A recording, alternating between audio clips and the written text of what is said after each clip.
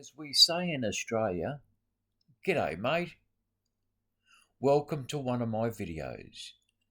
I'd like to talk about Australian freshwater perch that are used in aquaculture, particularly jade perch. I'm not talking about their water quality requirements. From that point of view, they're much the same as any freshwater species that's being raised intensively in aquaculture. Just like any other commercial aquaculture species, water quality should be maintained at optimum levels. Jade perch come from a place that you wouldn't call fish friendly. It isn't actually a river like normal rivers. It's basically an area that's very arid, that hardly ever gets any rainfall and very rarely gets any runoff from that rainfall. Most of the water flows in this region come from way up north in Australia, generally because of tropical cyclones that penetrate into Central Australia as a tropical low. It's extremely rare for this to happen during the cooler months of the year. Generally, it happens midsummer through to early autumn. That means from December through to perhaps April. Between these wet events, the river shrinks down to a series of waterholes. During the dry season, the cool time of the year, the waterholes are all that's left of what we call the Barcoo River, which is part of a very vast lake air drainage basin. Just to be clear, this does not happen every wet season.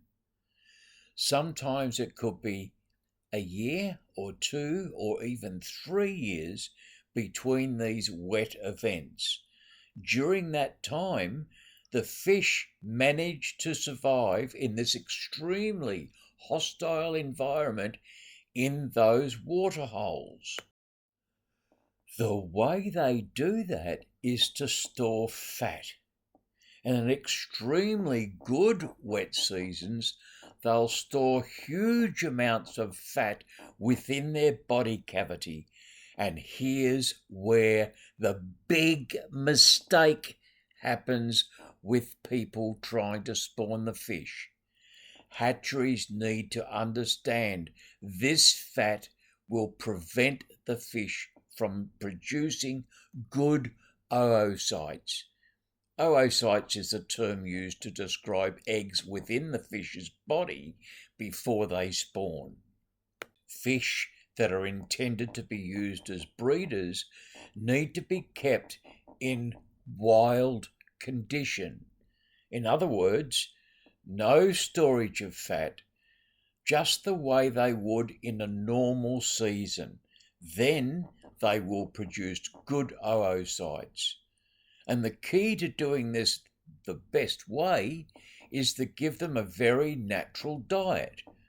So during the warmer months in the wild, they have access to lots of good quality food, lots of shrimp, small fish, not to mention the eggs from all the other fish spawning at this time of the year. But during the dry time of the year, the water's cooler, the fish physically can't move as fast as it used to, so its effective hunting ability is reduced dramatically. But what they can do is graze on algae and plant material and insects that fall into the water. Mind you, during the cooler months, there's not many insects around either. So a good hatchery operator needs to give the fish a feast and famine. Keep the fish in famine condition, preventing it from producing fat, and then giving it natural food, not aquaculture pellets, in order to bring the oocytes up into the right condition to accept the ovulating hormone. Maintaining broodstock breeders in wild condition is a skill. A hatchery manager that can maintain jade perch in wild condition is a rare find.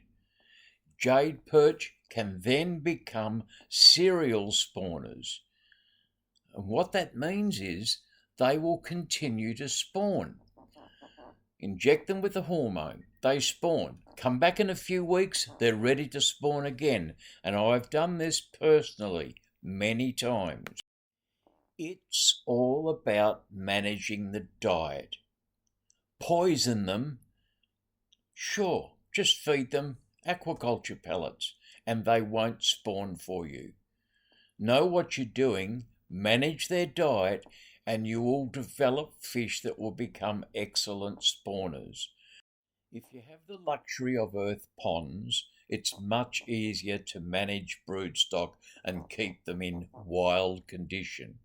Natural earth ponds provide a natural environment for the fish and give them access to more natural food. But that's not always the case. It's a bit of a luxury for some hatcheries. Many hatcheries are only able to maintain their broodstock in a very small tank environment. And I've seen this done in Malaysia. A very small pond environment, artificial pond, concrete pond, in a tropical climate, fed the right diet, and those fish became regular spawners.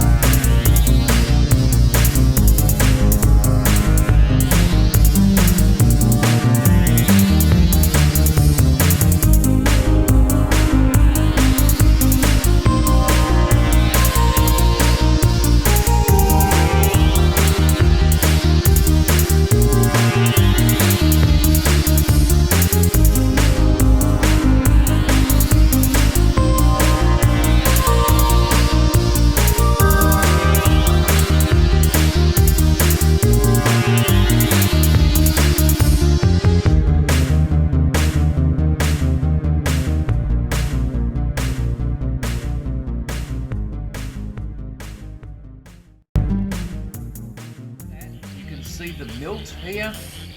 This is what we call a running male. And it's a young male, probably 3 years old. And can you tell the male from the female? Well, it's a little bit slimmer in the body compared to the female. And this female will be a year older than the male. And you can see how much fatter that is in the body compared to the male. And that's because it's full of eggs. And then when we look at the vent of the male, you can see it's just a little pin prick. See where the milk's coming out there? It's just a little pin prick. The hole is really tiny. Now on the female, the anus is right there, and then you've got those little fan marks where it sort of fans out. And then you've got the bigger hole